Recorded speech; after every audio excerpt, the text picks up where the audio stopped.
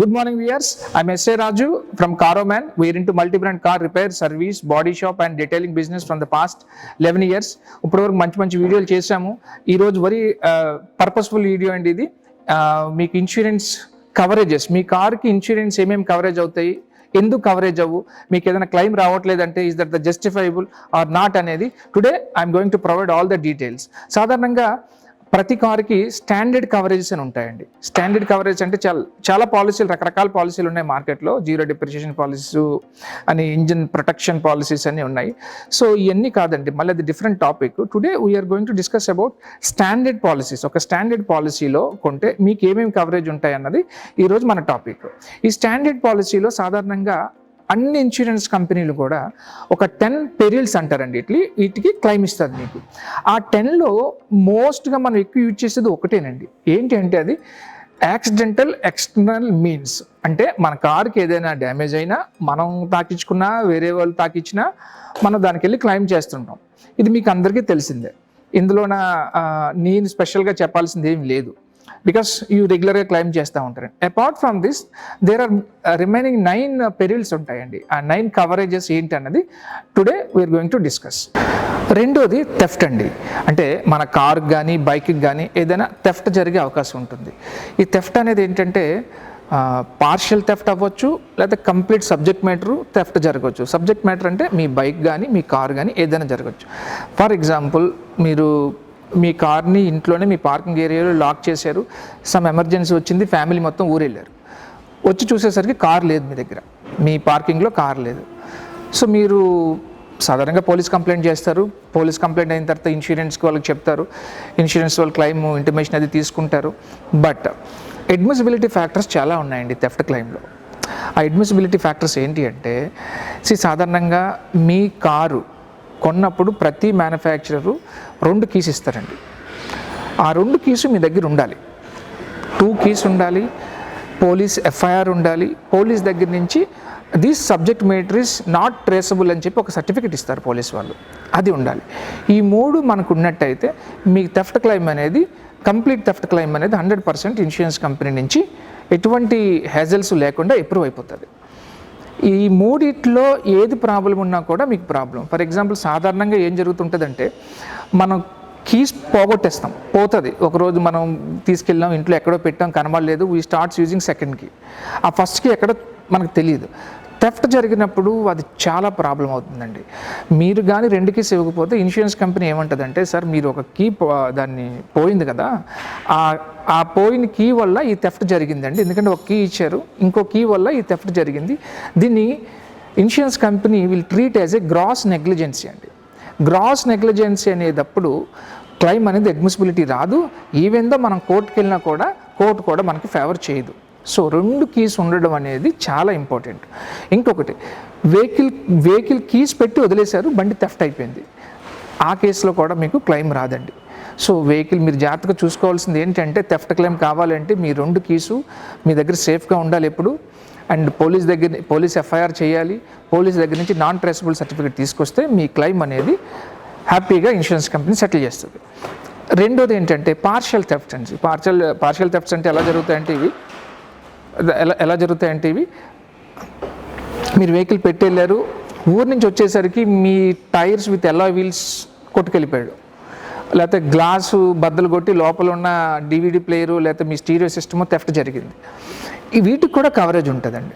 Even bikes కూడా ఉంటుంది. బైక్స్లో ఏదైనా స్పేర్ పార్ట్స్ పోయినా కూడా పార్షియల్ థెఫ్ట్ క్లెయిమ్ ఉంటుంది, ప్రొవైడెడ్ మనకి పోలీస్ ఎఫ్ఐఆర్ చేయాలి, పోలీస్ దగ్గర నుంచి నాన్ ట్రేసబుల్ సర్టిఫికేట్ అనేది రావాలి. ఈ 2 కేసెస్ ఉన్నప్పుడైతే మనకి థెఫ్ట్ క్లెయిమ్ అనేది హ్యాపీగా ఇన్సూరెన్స్ కంపెనీ హ్యాజిల్ ఫ్రీగా మీకు సెటిల్ చేసేస్తుంది. So that is also covered, provided with police FIR, non traceable certificate and the 2 keys again. So this is about theft అండి. The third one is flood అండి. ఈ flood అనేది, flood, inundation, storm, tempest, frost, ఇవన్నీ కూడా ఈ కవరేజ్లోకి వస్తాయి. సాధారణంగా మనం ఎక్కువ ఎక్స్పీరియన్స్ చేసేది ఫ్లడ్స్ చేస్తాము. సో ఫ్లడ్కి వచ్చేసరికి మేము సపరేట్గా ఒక వీడియో చేసామండి, kindly have a look. So ఫ్లడ్లో ఏమేమి కవరేజ్ ఉంటాయి, కాన్సిక్వెన్షియల్ కవర్ కావు, ఇంజిన్ కవర్ కాదు, ఇదంతా చాలా డీటెయిల్డ్గా చేశాము. So apart from this normal submerging of the vehicle in water, లేదా some water entered in to the car, ఇవన్నీ ఫ్లడ్లోకి వస్తాయి. తర్వాత మనకి ఇది వడగళ్ళు వాన కవరేజ్ ఉందండి. ఏమైనా వడగళ్ళు వాన పడి మన కారు గ్లాస్ అద్దాలు కానీ లేకపోతే డోర్ మీద కానీ ఎక్కడైనా ఏమైనా డ్యామేజ్లు జరిగితే అది మీరు క్లెయిమ్ చేసుకోవచ్చు. సో కొన్ని ఏరియాలు ఎలా ఉంటాయంటే మనకి మంచు వర్షం పడుతుంది, సో వెహికల్ అంతా కూడా మంచుతో కప్పేస్తారు. ఒక 3-4 డేస్ అట్లానే ఉంటాయి. లక్కీగా మనకి ఇండియాలో లేదు, ఇవన్నీ అమెరికాలో ఎక్కువ ఉంటాయి. సో అక్కడ కూడా ఈ కవరేజ్ ఉంటాయి మనకి. So this is about flood అండి, ఇనండేషన్, స్టార్మ్, టెంప్లెస్ట్, ఏదైనా కూడా ఏది వచ్చినా కూడా మనము దీంట్లో మనం ఎంట్రీ చేస్తాం.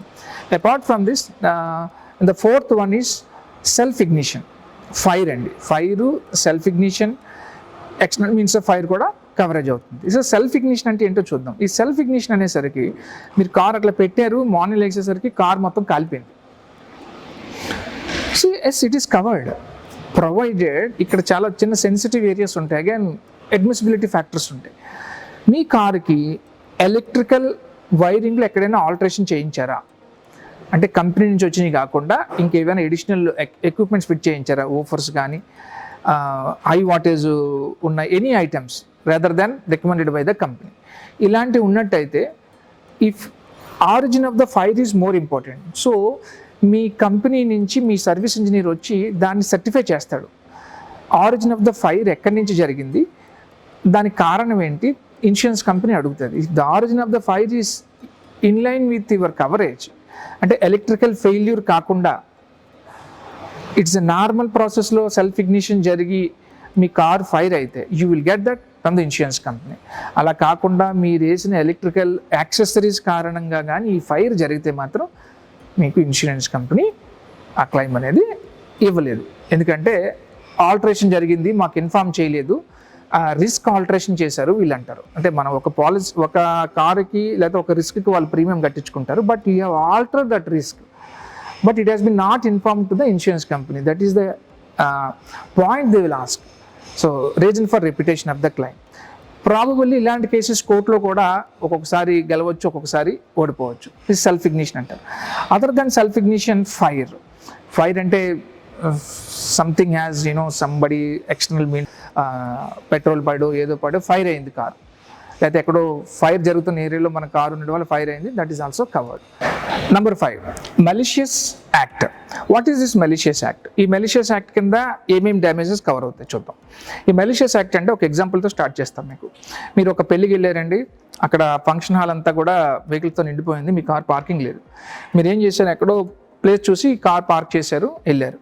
వచ్చేసరికి మీ కారు నిండా గీతలు పెట్టి ఉండొచ్చు, లేదా ఎవరో అద్దం పగలగొట్టి ఉండొచ్చు, లేదు కొద్దిగా సీరియస్ అయితే ఇంకేదైనా సీరియస్గా కూడా మీ కార్ని డ్యామేజ్ చేసి ఉండొచ్చు. అది మీకు ఎవరో తెలియదు, ఎందుకంటే మీరు ఒక ఆథరైజేషన్ లేదా ఒక స్పెసిఫైడ్ పార్కింగ్ ఏరియాలో పెట్టి వెళ్ళలేదు.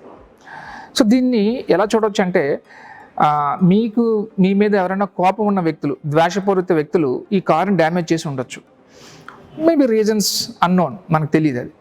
సో ఇలాంటి కేసులో కూడా మనకు క్లెయిమ్ వస్తుంది. కాకపోతే ఇక్కడ కూడా అగైన్ అడ్మిసిబిలిటీ ఫ్యాక్టర్స్ అనేది చాలా important. What is that admissibility factor is, number 1, మీరు కంపల్సరీగా పోలీస్ పంచనామా చేయించాలి.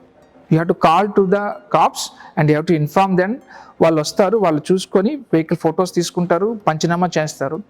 సెకండ్, స్పాట్ ఇన్స్పెక్షన్ చేయించాలి మీరు ఇన్సూరెన్స్ కంపెనీకి పిలిపించి. Yes, spot inspection is compulsory for this malicious case. ఈ రోజుల్లో సర్వేర్లు ఎవరు ఇమీడియట్గా రారండి, ఎందుకంటే టెక్నాలజీ పెరిగింది. మీరు కాల్ సెంటర్కి ఫోన్ చేస్తే వాళ్ళు ఒక లింక్ పంపిస్తారు మీకు, ఆ లింక్లోనే ఫొటోస్ పెట్టేస్తారు. పోలీసు పంచనామా చేయించుకుంటారు, ఈ will tow it to the respective car showroom. So ఇది మలిషియస్ కేసు గురించి అండి. ఈ మలిషియస్ కేసు ఎలా జరగవచ్చు, రకరకాలుగా జరుగుతాయి. మీరు వెహికల్ ఎవరైనా దాన్ని తగలబెట్టచ్చు, లేకపోతే బద్దలు కొట్టచ్చు, లేకపోతే సంథింగ్ మీ మీద ద్వేషం కొలిది చేసేవన్నీ కూడా మనకి ఈ మలిషియస్ పెరిల్లో అడ్మిట్ చేస్తుంది insurance company, provided police panchnama along with the spot inspection. ఈ రెండు కూడా మనం చూసుకోవాలి. Next 6th one is terrorist activities అండి. టెర్రరిస్ట్ యాక్టివిటీస్ కూడా మన స్టాండర్డ్ కవరేజ్లో ఉంటుంది. టెర్రరిస్ట్ యాక్టివిటీస్ అంటే మన కార్ పార్క్ చేసాం, పార్కింగ్లో సంబడి త్రో బ్లాస్ట్, ఆ బ్లాస్ట్ అయింది, కార్ పోయింది, that is admissible. So terrorist activity కింద జరిగినప్పుడు మీ ప్రాపర్టీకి, మీ సబ్జెక్ట్ మ్యాటర్కి ఏం డ్యామేజ్ జరిగినా కూడా ఇన్సూరెన్స్ కంపెనీ అనేది ఇస్తుంది.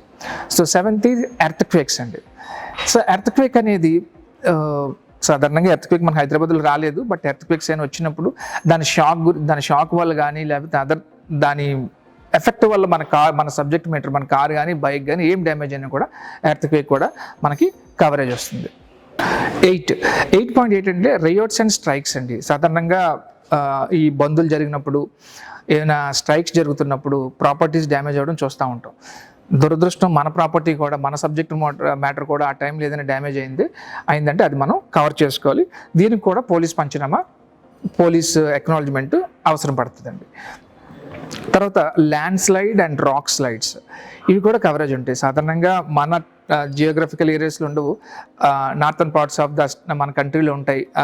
కొండ చర్యలు విరిగి పడడం, దానివల్ల కారు డ్యామేజ్ అవ్వడం, లేకపోతే సంథింగ్ ఏదో మన వాళ్ళకి ఎవరికైనా దెబ్బలు తగలడం, ఈ land slide and rock slides also covered under the insurance అండి. సో 10th పేరు రిలీజ్ ట్రాన్సిట్ అంటే మన కారు ఇక్కడ నుంచి ఎక్కడికో ట్రాన్స్ఫర్ అయ్యారు, మీరు ముంబై ట్రాన్స్ఫర్ అయ్యారు, మీ కార్ని బై రోడ్ ట్రాన్సిట్ చేస్తారు. ఆ ట్రాన్సిట్లో ఏదైనా డ్యామేజ్ అయ్యి ఉండొచ్చు, అంటే కారు ఎక్కించేటప్పుడు, దించేటప్పుడు ఎలాంటి డ్యామేజ్ జరిగినా కూడా దానికి మీరు క్లెయిమ్ చేసుకోవచ్చు.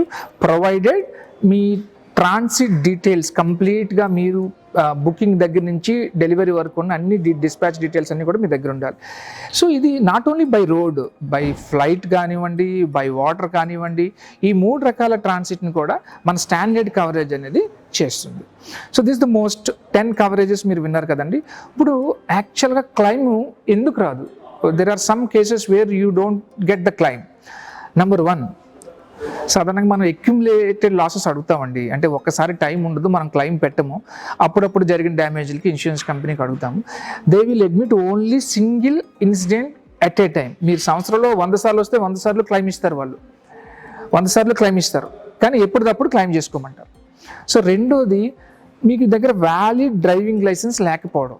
ఇప్పుడు మీకు యాక్సిడెంటల్ మీన్స్ ఆఫ్ ఎక్స్టర్నల్ డ్యామేజ్కి వచ్చినప్పుడు మీ దగ్గర వ్యాలిడ్ డ్రైవింగ్ లైసెన్స్ లేకపోతే మీకు క్లెయిమ్ అనేది పే చేయబడదు. అది మీరు కోర్టు కాదు, ఎక్కడ కాదు, ఏమి వెళ్ళినా ఆ కంపెనీ CEO కూడా ఏం చేయలేరు. సో డ్రైవింగ్ లైసెన్స్ అంత ఇంపార్టెంట్. ఇంకోటి ఏంటంటే, మీరు ఇంటాక్సికేటింగ్ అంటే మీరు ఆల్కహాల్ సేవించి, ఆల్కహాల్ తాగి మీరు కారు డ్రైవ్ చేసినట్టు